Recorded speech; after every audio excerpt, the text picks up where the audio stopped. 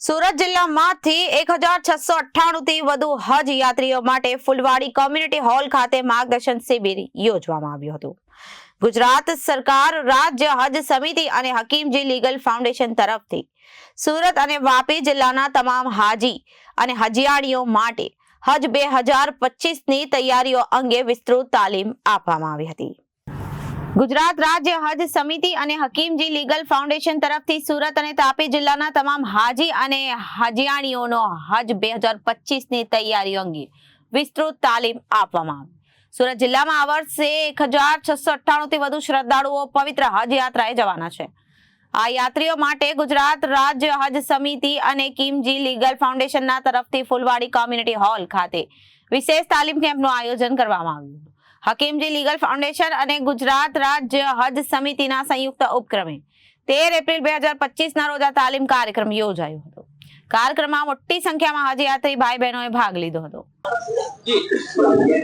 જી, મારું નામ ઝહીર હકીમજી, હકીમજી લીગલ ફાઉન્ડેશનના પ્રમુખ અને ગુજરાત રાજ્ય હજ સમિતિના ફિલ્ડ ટ્રેનર।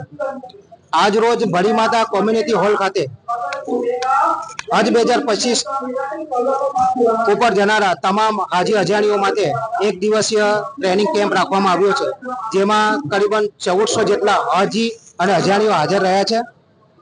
સાથે સાથે અમારા સુરત શહેરના, સુરત જિલ્લાના અને તાપી જિલ્લાના તમામ એફટી અને એફટી હાજર રહ્યા છે। સમગ્ર અમારી ટીમ અહીંયા હાજર છે, જેઓના હાજીઓ માટે સવારે ચા પાણી, બપોરે જમવાની અને સાંજે ઠંડા પીણાની વ્યવસ્થા કરવામાં આવી છે।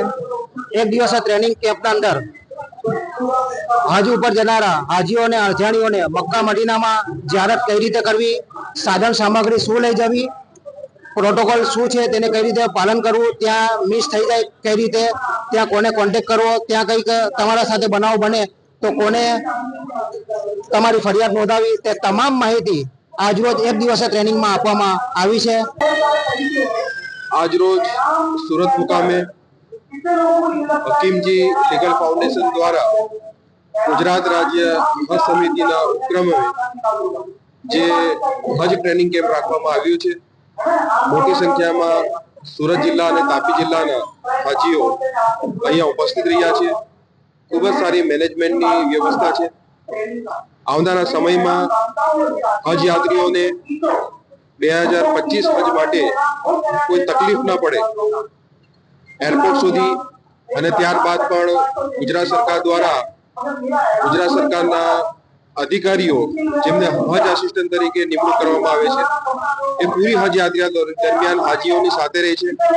દરેક ફ્લાઇટની અંદર એક હજ આસિસ્ટન્ટ હોય એવી વ્યવસ્થા કરવામાં આવી છે, જેથી કરીને જે હાજીઓ બુજુર્ગ હોય, ઉંમરલાયક હોય, જેમને પહેલીવાર હજ માટે જતા હોય મક્કા મદીના શરીફની સફરમાં, એમને ત્યાં કોઈ તકલીફ નહીં પડે, ત્યાં રહેઠાણ માટે અને એમના તમામ અરકાનો અદા કરવા માટેની સુવિધાઓ, એરપોર્ટ પરની તમામ સુવિધાઓ અમદાવાદ મ્યુનિસિપલ કોર્પોરેશન અને પોલીસ તંત્ર દ્વારા પણ ખૂબ સારી કામગીરી કરવામાં આવે છે। Reporter Samir Sayed, Janadesh news, Surat.